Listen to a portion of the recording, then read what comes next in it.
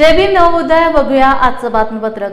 गेल्या लोकसभा निवडणुकीत महाविकास आघाडीला आम्ही जातीयवादी पक्षाला विरोध म्हणून महाविकास आघाडीला पाठिंबा दिला होता, पण या विधानसभेला आमचा विचार नाही केला तरी स्वबळावर निवडणूक लढू असा इशारा रिपब्लिकन पार्टी ऑफ इंडिया आंबेडकरवादी पक्षाने दिला आहे। विधानसभा निवडणूक पार्श्वभूमीवर कोल्हापुरात शाहू स्मारक भवन येथे हा मेळावा संपन्न झाला। यावेळी अनेकांनी आपली मते व्यक्त केली। विधानसभा निवडणुकांना सामोरे जात असताना रिपब्लिकन पार्टी ऑफ इंडिया आंबेडकरवादी या पक्षाने लोकसभेमध्ये इंडिया आघाडीशी युती केली होती।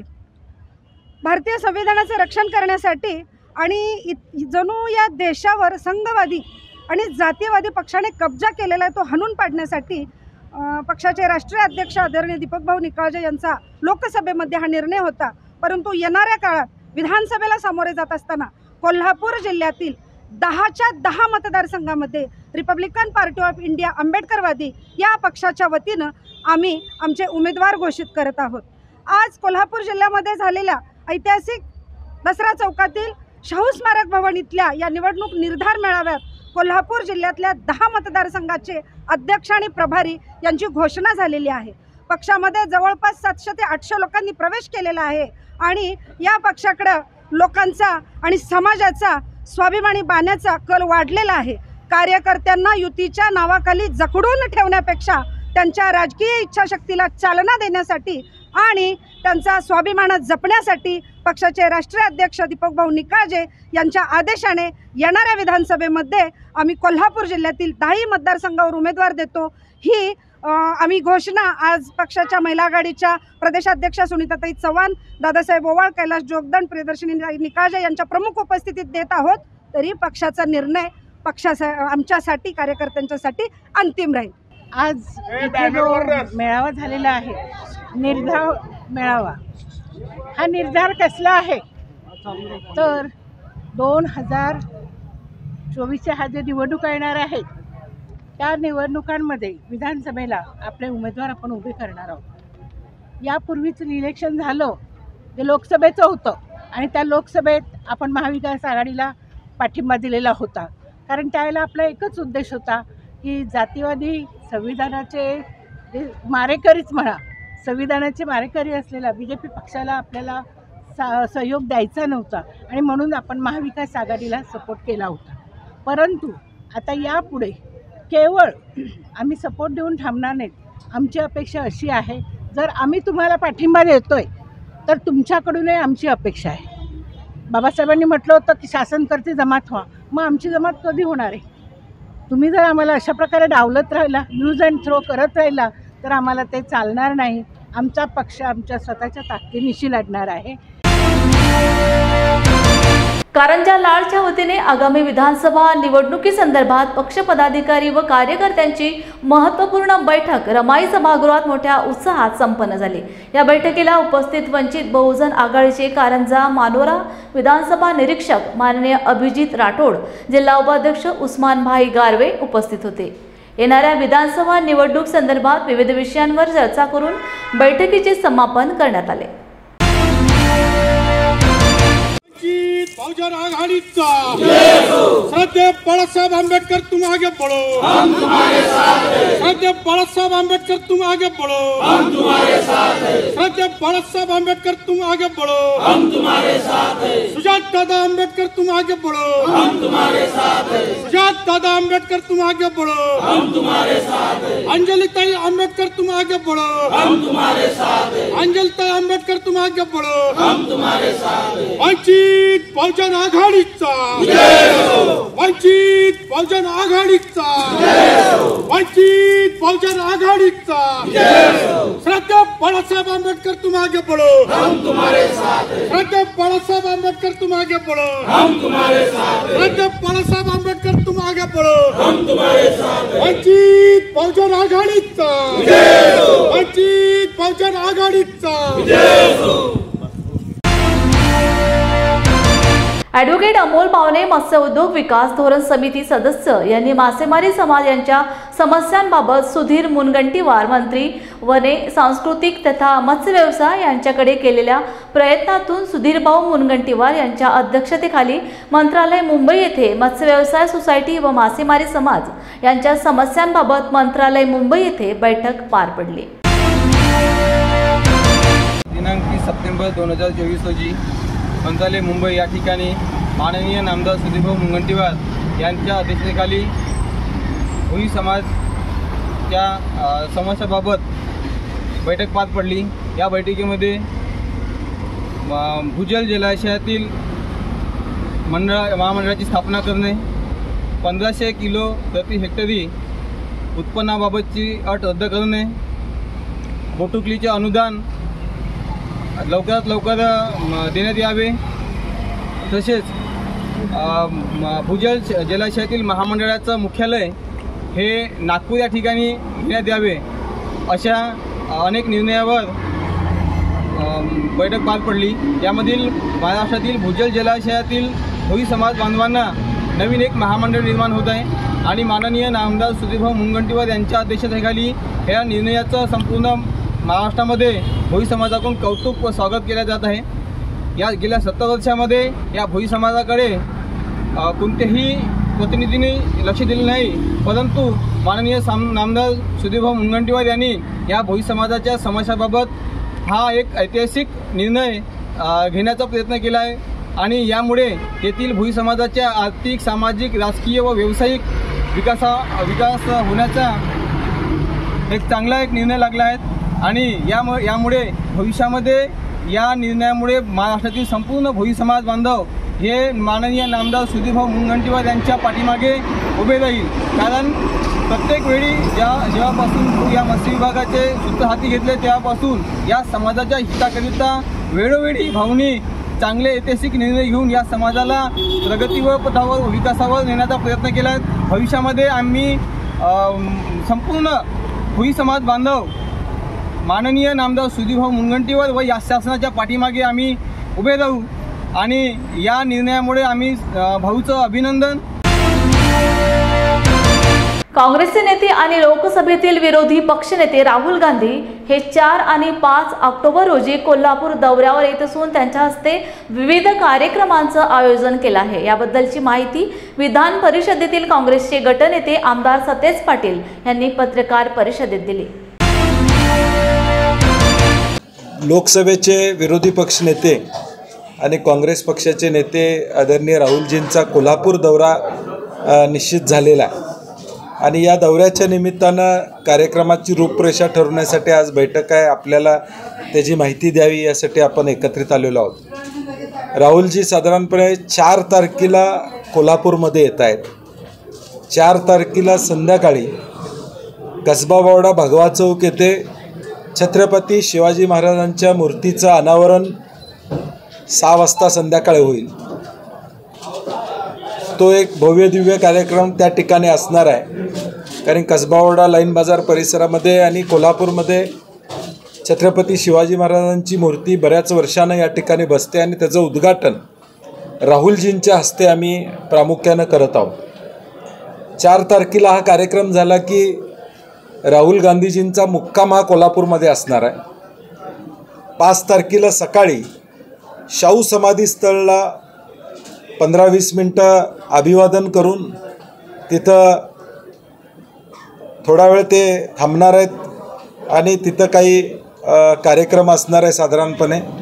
तो झाल्यानंतर त्याच दिवशी न्याय संविधान सन्मान संमेलन या पद्धतीनं देशामध्ये अनेक संमेलनं चालू आहेत, ज्यामध्ये सर्व धर्माचे लोक NGOज हे एकत्रित येतात आणि त्या संमेलनाला ते 2 तास उपस्थित राहून त्या लोकांशी राज्यातनं आलेल्या 1000 लोकांशी संवाद साधतील असा हा साधारणपणे त्यांचा दौरा आणि 12 वाजता ते कोल्हापुरातून रवाना होतील।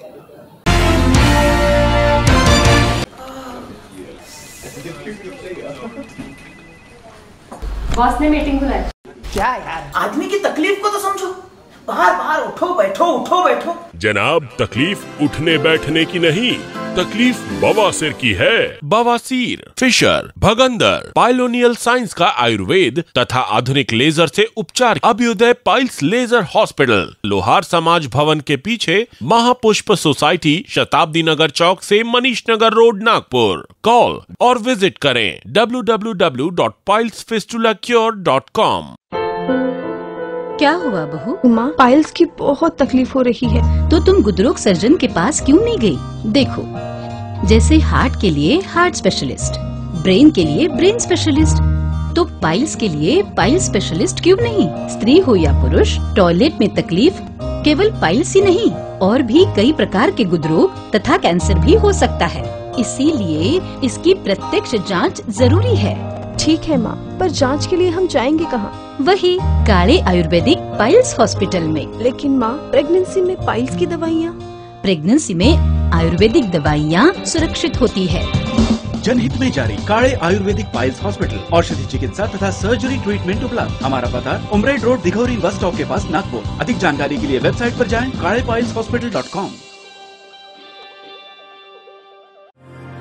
राष्ट्रीय व अंतर्राष्ट्रीय पर्यटन के विश्वसनीय नाम, दुनिया के किसी भी कोने में आरामदायी पर्यटन के किफायती पैकेजेस।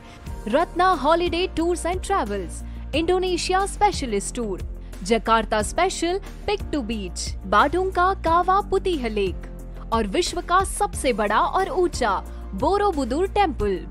बाली टूर, विश्व प्रसिद्ध Vietnam, Cambodia, Phuket, Dubai, Sri Lanka, Thailand, Malaysia एवं Singapore. Cruise tour, Bhutan, Europe, Japan. Air ticket, visa, passport की चिंता छोड़िए। पर्यटन के ग्रुप पैकेजेस भी हम डिजाइन करते हैं। देश दुनिया का रहन सहन, खान पान, संस्कृति, ऐतिहासिक, धार्मिक, मानवीय महत्व समझना हो तो पर्यटन की इच्छा के साथ आज ही संपर्क कीजिए। Raj 7499544216, Sandeep Dongre 9096571117, Ashok Manik 9021676218। Ratna holiday tours and travels, 34 Ramai Nagar, Nari road, Nagpur. Email ratnaholiday10@gmail.com। Bodh Gaya येथील महाबोधी महाविहार हे जगातील बौद्धांच्या अस्मितेचे प्रतीक असून ब्राह्मणांच्या ताब्यातून मुक्त करण्यात यावेत।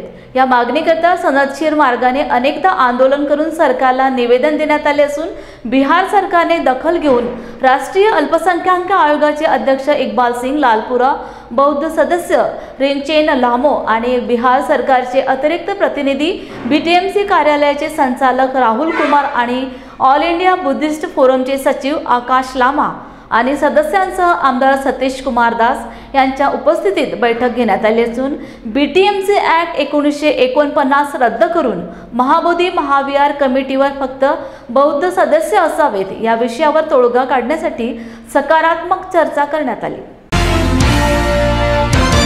हम लोगों ने चेयरमैन को ये बात बताने में सक्षम हुए कि यहाँ पर जो हो रहा है काफ़ी गलत हुआ है और जिस तरह से एक भ्रम का स्थिति पैदा किया गया था यहाँ पर, ये जो यहाँ पर बौद्ध बिहार में शिवलिंग है या भगवान बुद्ध कृष्ण का अवतार है, ये सब जो हम लोगों ने उसको सही तरीके से बड़े ऐतिहासिक तथ्य के साथ हम लोगों ने प्रस्तुत किया है कि बौद्ध धर्म और हिंदू धर्म का कोई समानता नहीं है और बौद्ध धर्म हिंदू धर्म से कोई ताल्लुक नहीं रखता और हिंदू धर्म का ये जो महंत का जो अतिक्रमण है बौद्ध स्थल में, इसको शीघ्र से शीघ्र हटा जाए और ये जो BTMC एक्ट ने जो एक अत्याचार जो किया है, इसको जल्दी से जल्दी संशोधन किया जाए, इसको जल्दी सुधार किया जाए और BTMC के एक्ट को संशोधन नहीं पूरा रिपील करके, इसको निरस्त करके पूरा ये जो बौद्ध स्थल है बौद्धों को हाथ में दिया जाए ताकि हम लोगों ने इसको सही ढंग से संचालन कर सके। हमने देखा है श्रीलंका में जो अनुराधापुर में यहाँ से बौद्ध वृक्ष का को एक सैपलिंग अशोका के बेटी संघमित्री ने जाके वहाँ पर लगाया था, वो पेड़ अभी भी वहाँ पर है और श्रीलंका सरकार ने इसको इस तरह से सुरक्षित रखा है कि उस पेड़ का आसपास 1 किलोमीटर की जगह पर कोई अतिक्रमण नहीं है, एकदम सफा एकदम रखा है वो। और जिस तरह से यहाँ पर अतिक्रमण हुआ है, ये इससे दिखाता है कि इसका रखवाली में यहाँ का जो अभी का जो वर्तमान संचालन कमेटी उसका कोई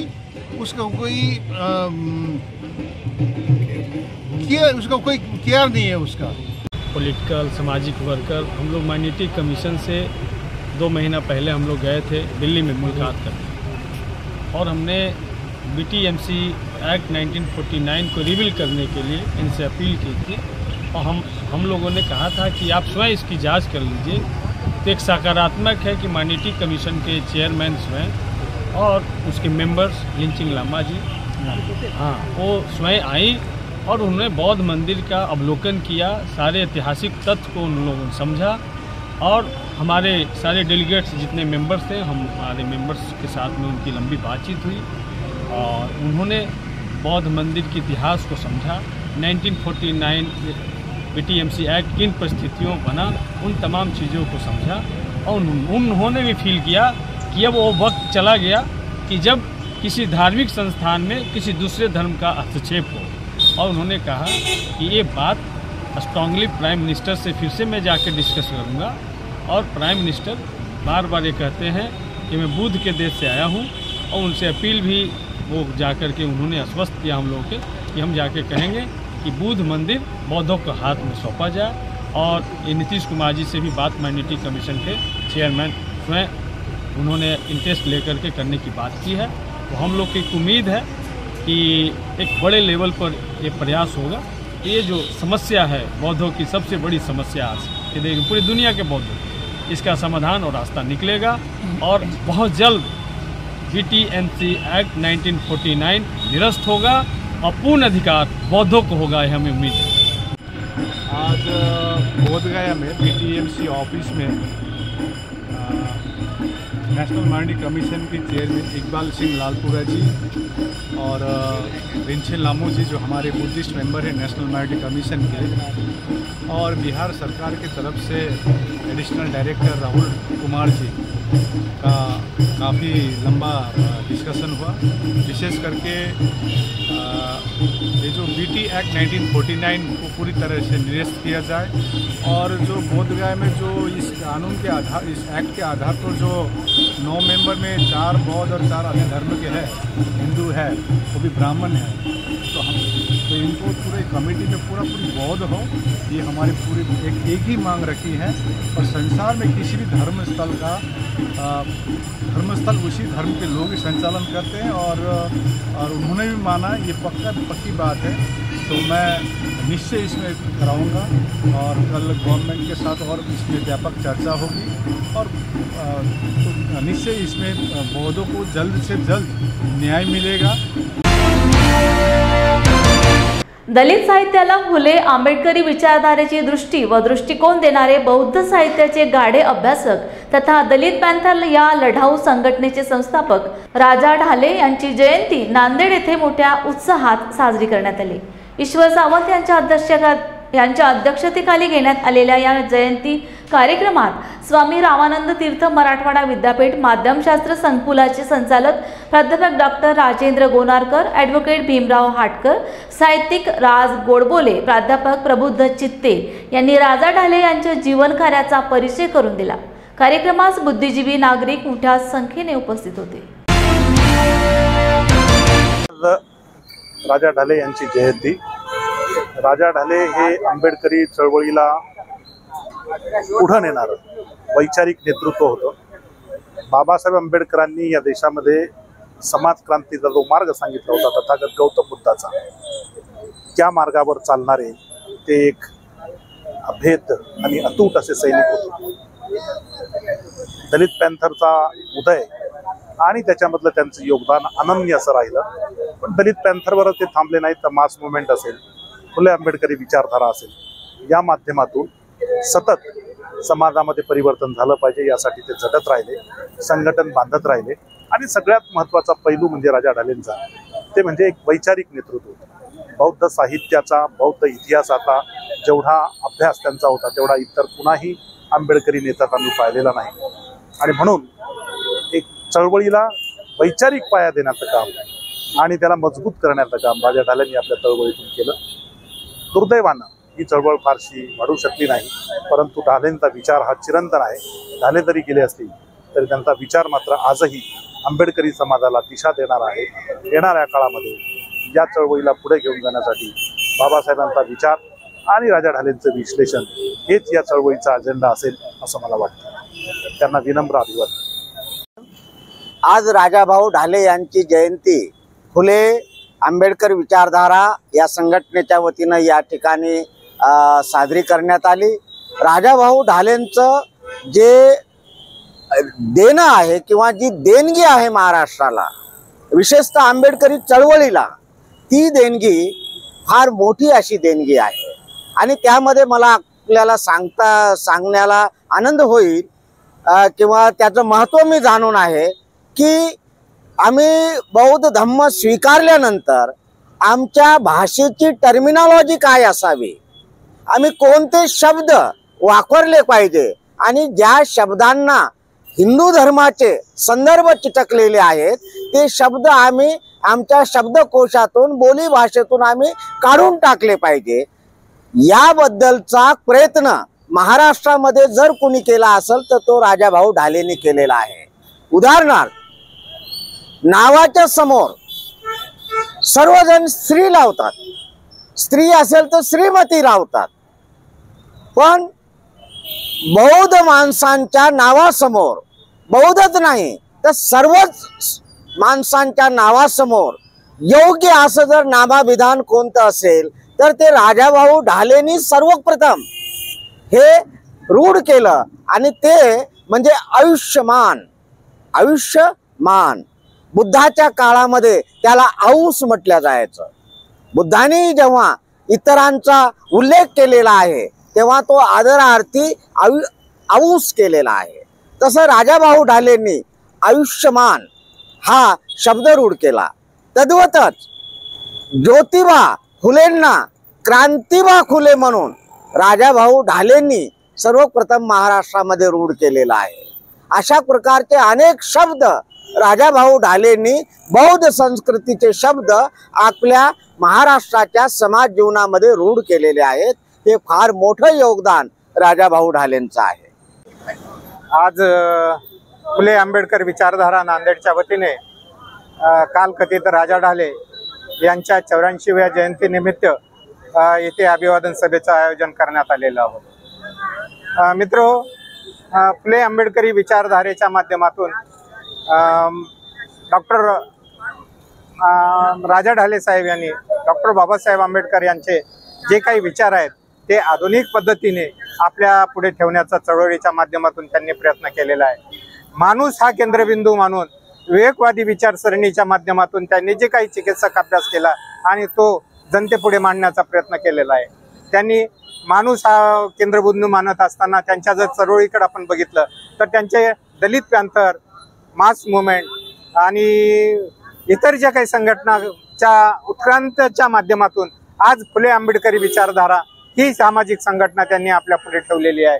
हा उत्क्रांत होणारा विचार त्यांनी आपल्या पुढे ठेवत असताना माणूस हा केंद्रबिंदू त्यांनी त्यांच्या साहित्यात असो, चळवळीत असो किंवा त्यांच्या एकंदरीत मुवमेंटमध्ये हा फार महत्त्वाचा घटक त्यांनी मानलेला आहे.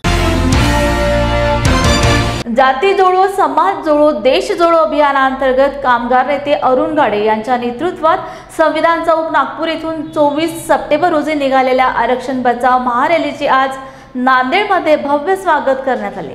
स्वागतानंतर ही रॅली महात्मा फुले व सावित्रीबाई फुले यांचा पुतळा, छत्रपती शिवाजी महाराज पुतळा व भारतरत्न डॉक्टर बाबासाहेब आंबेडकर यांच्या पुतळ्यांना अभिवादन करून लातूर मार्गे मुंबईकडे रवाना झाली.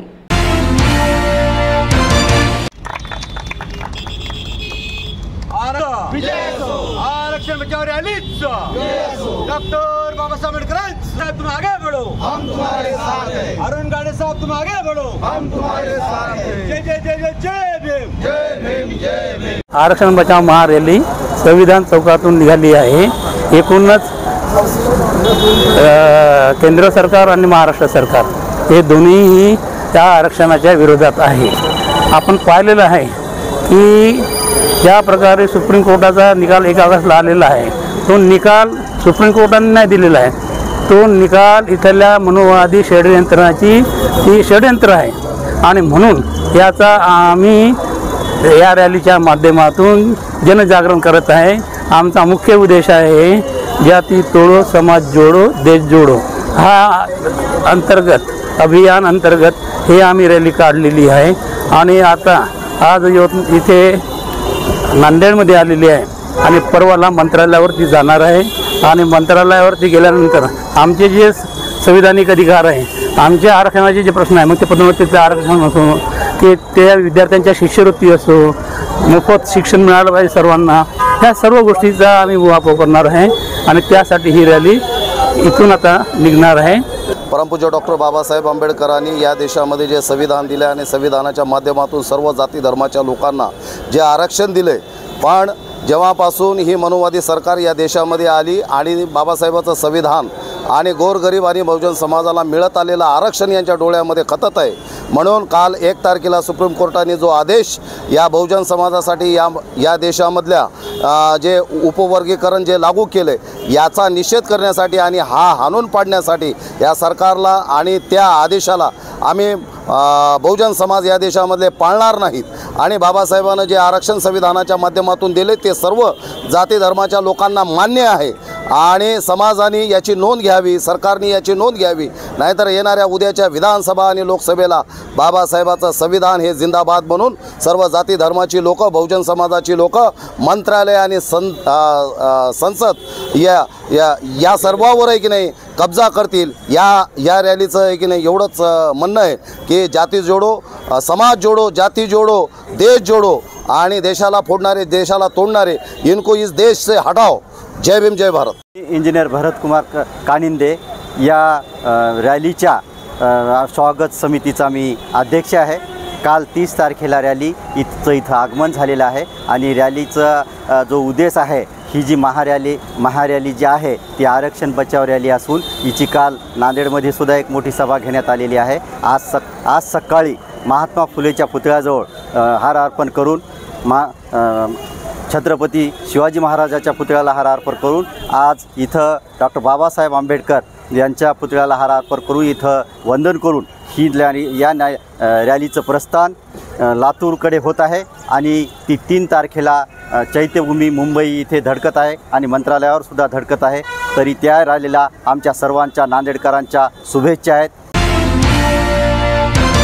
धनगर समाजाला आदिवासी जमातीमध्ये समाविष्ट करण्यात येऊ नये या मागणीसाठी आज बुलढाण्यातील जयस्तंभ चौकात आदिवासी बांधवांनी रास्ता रोको आंदोलन केले आहे. धनगर समाज हा धनगड या जमातीच्या नावाचा गैरफायदा घेत गेल्या अनेक वर्षांपासून वेळोवेळी मोर्चे, आंदोलनं, उपोषण करून धनगर समाजाला आदिवासीमध्ये समाविष्ट करण्यात यावे, महाराष्ट्रातील आदिवासी समाजाच्या भावनेशी खेळणारा असा निर्णय घेतला असून हा निर्णय तात्काळ मागे घेण्यात यावा. या मागणी संदर्भात बुलढाणा जिल्ह्यातील आदिवासी बांधवांनी रास्ता रोको आंदोलन केले आहे. यावेळी राज्य सरकार विरोधात घोषणाबाजी सुद्धा करण्यात आली आहे. शासनावर दबाव आणून धनगर समाज आदिवासीमध्ये घुसखोरी करण्याचा प्रयत्न करत आहे. तसा शासनाने एक लगेच GR काढलेला आहे. याबाबत आदिवासीच्या मनामध्ये सबर्मत तयार झालेला असून आदिवासी आणि आदिवासीमध्ये धनगराचं आरक्षण हे घेणे म्हणजे खूप मोठा आदिवासीला खूप मोठा धक्का आहे. आणि धनगड आणि धनगर हे यांचा कोणतेही एकमात्र दोघांचा कोणताही संबंध येत नाही. धनगड हे आदिवासी असून धनगर हा त्याचा नामशेषाचा फायदा घेण्याचा प्रयत्न करत आहे. हे आम्ही खरे आदिवासी कोणत्याही पद्धतीत कोणी याच्यामध्ये सहन करणार नाही. त्याचबरोबर महादेव कोडीचा नामशेषाचा महादेव कोडी आणि कोडी हा आदिवासी बेतमध्ये नसताना त्यांना स्वतंत्र 2% SBC आरक्षण असताना प्रत्येक जिल्ह्यामध्ये शासनावर दबाव आणून कोळी समाज हा जातीचे दाखले काढण्याचा प्रयत्न करत आहे. आणि ते सुद्धा रोखणे अगोदरच आदिवासीला खूप मोठ्या समस्याचा सामना करावा लागतो. आणि याच्यामध्ये बोगस आदिवासींनी जर घुसखोरी केली तर ती धनाढ्य लोक आहेत. आमचा कुठेही खऱ्या आदिवासीचा इथं कुठेही ताळा लागणार नाही. खरा आदिवासी होण्यासाठी जंगलामध्ये हिंडावं लागतं, राहावं लागतं आणि जंगलाशी खेळावं लागतं. वाघाशी 2 हात करावं लागतात. या लोकांना आदिवासी म्हणजे काय हे माहितीच नाही. ज्यावेळेस आदिवासी हा संयमी आणि शांत आहे, ज्या दिवशी तो उग्ररूप धारण करेल त्या दिवशी या बोगस आदिवासीला आणि महाराष्ट्र शासन जो त्याच्यावर मेहरबानी करत आहे या सर्वांना सळो की पळो करण्याशिवाय हा खरा आदिवासी स्वस्थ बसणार नाही. धनगर समाजांची जी घुसखोरी करण्याचा प्रयत्न चालू आहे, धनगर समाज हा धनगर असून धनगर नाही या शब्दाचा दुरुपयोग करून ते आदिवासी समाजामध्ये घुसण्याचा प्रयत्न करत आहे. तरी राज्य सरकार त्यांना आरक्षण देण्याच्या तयारीत आहे. तरी त्यांनी जे निर्देश काढलेले आहेत ते निर्देश तत्काळ वापस घेण्यात यावे. अन्यथा हे जे रस्ता रोको आंदोलन जे ठिकठिकाणी महाराष्ट्रभरात राज्यभरात जे आदिवासी बांधवांतर्फे काढण्यात आलेले आहे, याच्यापेक्षाही तीव्र प्रकारे ते आदिवासी समाज रस्त्यावर उतरून या निर्देशाच्या विरोधात आंदोलन करतील. धनगर समाजाची काही नेते मंडळी शासनावर दबाव आणून किंवा धनगर समाजांना आदिवासी ST मधून त्यांना सर्टिफिकेट द्यावं असं हे करायला लागले आणि त्यांच्याच मतासाठी काही आमचे शिंदे सरकारचे शासन आहे, हे शासन त्या मतासाठी त्यांना सपोर्ट करायला लागली आणि असं कळतं की बुवा त्यांना GR सुद्धा ते काढण्याच्या तयारीत आहेत. आमची एवढीच आहे, आजचा जे रस्ता रोको आंदोलन जे आम्ही या ठिकाणी केलेलं आहे हे फक्त बुलढाण्यामध्येच नाही तर हे पूर्ण देशामध्ये आजचं आंदोलन आहे. आणि मी सर्व आदिवासीच्या वतीनं एवढंच सांगतोय की आमचा आदिवासी बांधव हा खूप शांत आहे, हा कधी कोणाच्या मनात जात नाही आणि आमच्याही मनात कोणी येऊ नये. हे जे काही आम्हाला दिलेलं आहे हे बाबासाहेबांनी आम्हाला संविधानामध्ये आमची आरक्षण दिलेलं आहे, ज्यामध्ये जे काही जाती समाविष्ट केले आहेत हे त्यावेळेस केलेले आहेत, आज नाही. त्याच्यामुळं या लोकांनी सुद्धा त्यांना सपोर्ट करू नये आणि जे जे काही नेते मंडळी या लोकांना सपोर्ट करत असेल तर आम्हाला सांगायचं कामच नाही, कारण आमचा सगळा आदिवासी बांधव हा पूर्ण देशामध्ये पूर्ण विभागलेला आहे. त्यामुळे ज्या ज्या ठिकाणी असे काही लोक या लोकांना सपोर्ट करत असतील किंवा यांना सर्टिफिकेट मिळवण्यासाठी काही सपोर्ट करत असतील तर याला नक्कीच त्या त्या ठिकाणी आम्ही त्यांची जागा दाखवून दिल्याशी राहत नाही. आदिवासी मधून धनगरांना आरक्षण द्यावे अशी धनगरांची मागणी आहे आणि या मागणीला हे मिंदे सरकार सहकार्य करत आहे, ही अतिशय निंदनीय बाब आहे. खरं तर धनगरांना आदिवासीमध्ये आरक्षण द्यावी ही बाबच मुळी असंविधानिक आहे. धनगरांना आदिवासीमध्ये आरक्षण देता येत नाही हा निर्णय सुप्रीम कोर्टाने सुद्धा दिलेला आहे. परंतु आपली राजकीय पोळी भाजण्यासाठी हे मिंदे सरकारने धनगरांना आरक्षण देतो म्हणून त्या धनगरांच्या पाठीशी हे मिंदे सरकार उभं आहे. परंतु धनगरांना जर आदिवासीमध्ये आरक्षण दिलं गेलं तर पूर्ण महाराष्ट्रामध्ये उद्रेक होईल, पूर्ण आदिवासी समाज रस्त्यावर उतरेल आणि या येणाऱ्या काळामध्ये या मिंदे सरकारला त्यांची जागा दाखवण्याचं काम हे आदिवासी सरकार करणार आहे. गोपीचंद पडळकरांनी म्हटलेलं आहे की धनगर आणि धनगड ह्या स्पेलिंग मिस्टेकमुळे आज हे धनगरांची अशी बोंब आहे की स्पेलिंग मिस्टेक झालेली आहे. परंतु गोपीचंद पडळकरांना सांगू इच्छिते की जेवढं तुमचं वय आहे त्याच्यापेक्षा जास्त बाबासाहेबांच्या डिग्र्या आहेत. खरंच बाबासाहेबांकडनं अशी चूक होऊ शकते का? हा किती या गोपीचंद पडळकरांचा बालिशपणा आहे आणि त्यांना हे सरकार मिंदे सरकार आपल्या राजकीय पोळी भाजण्यासाठी सहकार्य करत आहे हे त्याहीपेक्षा दुर्दैव आहे. अशा या मिंदे सरकारचा आम्ही या ठिकाणी आदिवासी समाज बांधवाच्या वतीने निषेध व्यक्त करतो आणि येणाऱ्या काळामध्ये आदिवासी समाज या मिंदे सरकारला त्यांची जागा दाखवल्याशिवाय राहणार नाही. आदिवासी भागामध्ये जिथे जिथे या मिंदे सरकारचं भाजपा सरकारचं उमेदवार उभं राहील त्यांना पाडण्याचं काम येणाऱ्या काळात हा आदिवासी समाज करणार आहे. आम्ही आदिवासी बांधव आहे. आम्ही सर्वांनी आदिवासींनी ठरवलं होतं पूर्ण महाराष्ट्रभर आमचं आदिवासी रोको आंदोलन रस्ता रोको आंदोलन असं पूर्ण महाराष्ट्रभर जिल्हाभर तालुक्याभर म्हणजे तळातळ्यापर्यंत आमचे आदिवासी पोचलेले आहे. यांनी आमच्या आदिवाशांचा कुठेतरी मनाला ठेसा लागलेला आहे. आम्ही आदिवासी मुळातच आदिवासी आम्ही जंगलातले डोंगरातले राहणारे, आमची वेशभूषा वेगळी आहे, आमची शिकार करणारे मासेमारी खाणारे आमची नावालाच आम्ही आदिवासी. आमचं संविधान सुद्धा आम्हाला जनजागृती सांगते की आम्ही आदिवासी. संविधानानं पण आम्हाला काही ना काही सवलत दिलेली आहे. त्यांनी जर आता मंदातच येऊन त्यांना काही ना काही आमच्या आदिवासींना उल्लेख करू राहिले, आदिवासींच्या मनाला ठेचा वेदना करू राहिले. त्यामुळे आम्ही सर्व महाराष्ट्रभर आज पूर्ण जनजागृत रस्ता रोको आंदोलन केलेलं आहे. त्यामुळे आमचं जे हक्क आहे, आमचा जो अधिकार आहे तो कोणाला देऊ नये हेच एक आमची अपेक्षा आहे.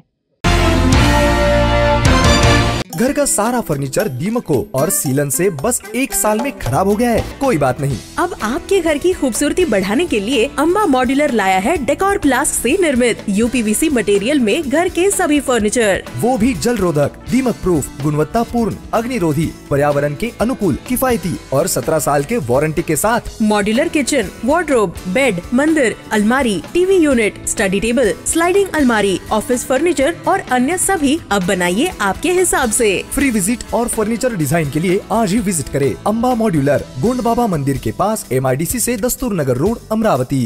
डेकोर प्लास्ट के साथ एक कदम आगे। मध्य भारत का अत्याधुनिक सुविधाओं से परिपूर्ण hospital Shri Radha Krishna hospital and research institute सामान्य जांच, शुगर जांच, ब्लड प्रेशर एवं आंखों की जांच के साथ साथ सिटी स्कैन, फिजियोथेरेपी, मोतियाबिंद ऑपरेशन, ऑर्थोपेडिक सर्जरी, ICU तथा 200 बेड बिस्तरों वाला विश्वसनीय सुविधाओं के साथ Shri Radha Krishna hospital and research institute, Vardhaman Nagar, Nagpur. छोटी सर्जरी से लेकर बड़ी सर्जरी तक, हार्ट ऑपरेशन व कार्डियो कैथ लैब की विशेष सेवा, बच्चों से लेकर बुजुर्गों तक सभी का इलाज काफी किफायती दरों में।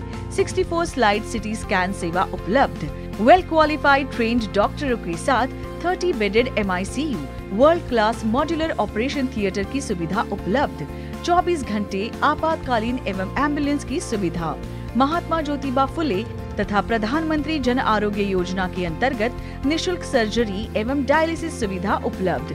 निरोगी रहे, स्वस्थ रहे। Shri Radha Krishna hospital and research institute, पूर्व वर्धमान नगर, नागपुर। अधिक जानकारी के लिए आज ही संपर्क करें।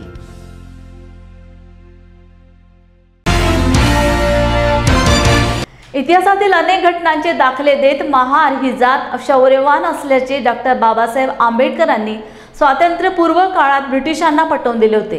प्रामाणिक, विनम्र आणि स्वाभिमानाचा महार जातीचा गौरवशाली इतिहास आहे। याची दखल घेत ब्रिटिशांनी द्वितीय विश्वयुद्धाच्या अनुषंगाने सैन्यबल वाढावे या हेतूने 1 ऑक्टोबर 1941 मध्ये महार रेजिमेंटची स्थापना करून वंचित असलेल्या महार जातीतील शूरवीरांना त्यांच्यातील शौर्य दाखविण्याची संधी दिली। या स्मरणार्थ दरवर्षी भारतभर महार रेजिमेंट स्थापना दिवस साजरा केला जात आहे। सर्वप्रथम सर्व भारतीयांना महार रेजिमेंटच्या वर्धापन दिनानिमित्त हार्दिक शुभेच्छा।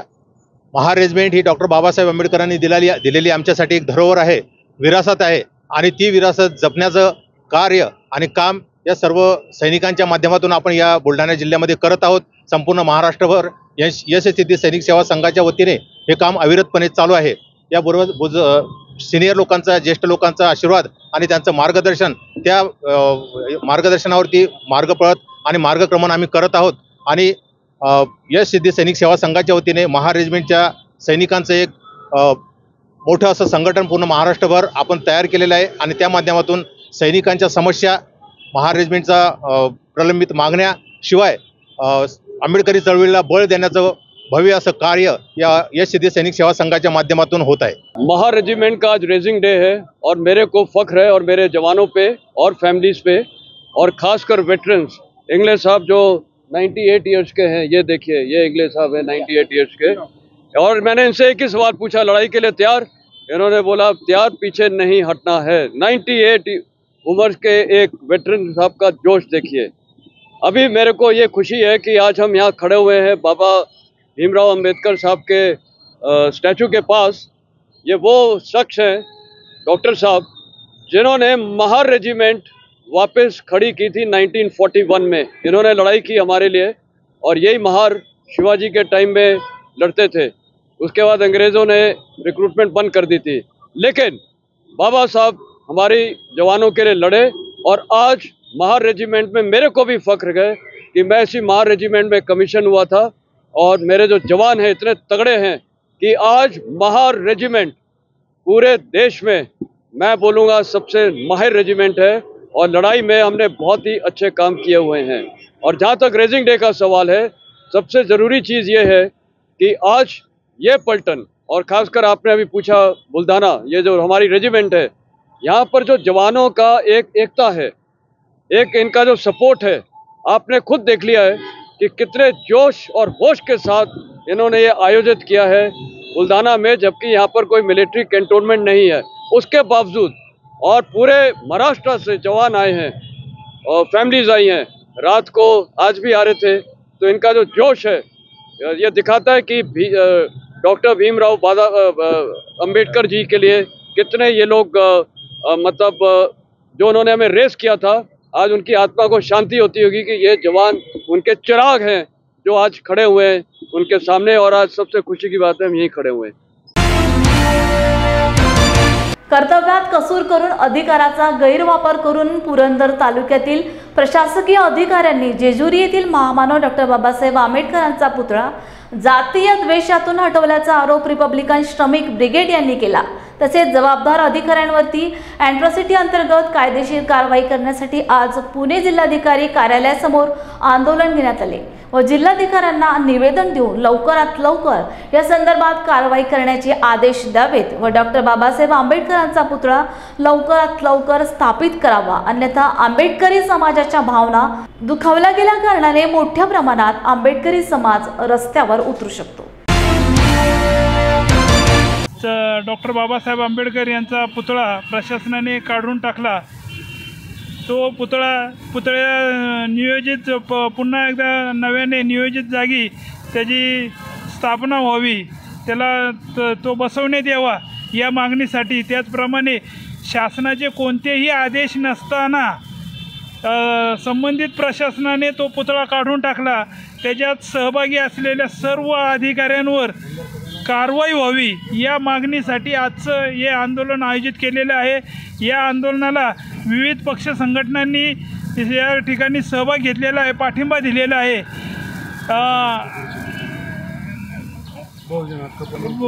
बहुजन हक्क परिषदेचे सुद्धा पदाधिकाऱ्यांनी या ठिकाणी पाठिंबा दिलेला आहे। आमची Republican party of India Athawale श्रमिक ब्रिगेडच्या वतीने कलेक्टरांना एवढी मागणी आहे की सदरचा पुतळा त्या ठिकाणाहून काढण्यासाठी आपले किंवा शासनाचे आदेश होते का हे आपण स्पष्ट करावे। त्याचप्रमाणे जर तुमचे आदेश नसतील तर हे कृत्य ज्या अधिकाऱ्यांनी केले त्या अधिकाऱ्यांवर तातडीने कारवाई व्हावी ही आम्ही विनंती या ठिकाणी करीत आहोत। यापूर्वी देखील आम्ही निवासी कलेक्टर ज्योती कदम यांना भेटलो होतो। त्यांनी आम्हाला खोटे आश्वासन दिलं की पुतळ्यासाठी जागा निर्धारित केलेली आहे, पुतळ्यासाठी निधी देण्यात आलेला आहे, वर्ग झालेला आहे। पण आम्ही माहितीच्या अधिकाऱ्यात ज्यावेळेस मागणी नगर परिषदेच्या सेवनकडे मागणी केली त्यावेळेस आम्हाला स्पष्ट कळलेलं आहे की कोणताही निधी या ठिकाणी मिळालेला नाही का, कोणताही परवानगी म्हणजे कारवाई अजून अद्याप केलेली नाही। त्यामुळं प्रशासन खोटं बोलते आणि याचा निषेध करण्यासाठी आजचं आंदोलन केलेलं आहे। LT सावंत माजी आमदार पुणे आणि श्रमिक ब्रिगेडचा कार्याध्यक्ष आज या ठिकाणी डॉक्टर बाबासाहेब आंबेडकर यांचा पुतळा जेजुरी नगर परिषदेने किंवा त्या ठिकाणच्या लोकांनी गुपचूप हलवला, त्याबद्दल सरकारी अधिकाऱ्यावर कारवाई करावी म्हणून श्रमिक ब्रिगेडचं पुरंदर तालुक्याच्या वतीनं पाऊल उचललं, परंतु त्यामध्ये कुठल्याही प्रकारचं साथ दिली नाही सरकारनं। म्हणून आज कलेक्टरच्या ह्याच्यामध्ये आज हे निवेदन आपण देतो आहे। आज जर कलेक्टरनं ह्याच्यामध्ये भाग घेतला नाही तर मग अजितदादाच्या घरापर्यंत पण तिथं पण निदर्शने करावं लागतील। प्रश्न असा आहे की महामानव डॉक्टर बाबासाहेब आंबेडकर यांनी या देशाला घटना दिली आणि त्याच्यावरती राज्य चाललं आहे, आपलं सगळं देश चाललेलं आहे। असं असताना आज या महामानवाच्या पुतळ्याच्या बाबतीमध्ये एवढी उदासीनता का दाखवती हे आज आम्हाला समजत नाही। त्यांचा पुतळा कुठं ठेवला हे कळत नाही, त्यांचा दुसरा पुतळा कुठं बसवणार हे कळत नाही, जागा कुठली हे कळत नाही, हे गुपचूप का चाललेलं हे कळत नाही। जनता क्रोध निर्माण झालेला जनतेमध्ये, जनतेचा असंतोष जर का सरकारला भोवला तर त्यांना महाग जाईल। म्हणून या ठिकाणी माझी विनंती आहे सरकारला की तुम्ही आमच्या रिपब्लिकन पार्टीच्या लोकांची, आठवले गटाच्या लोकांची ही परीक्षा पाहू नका।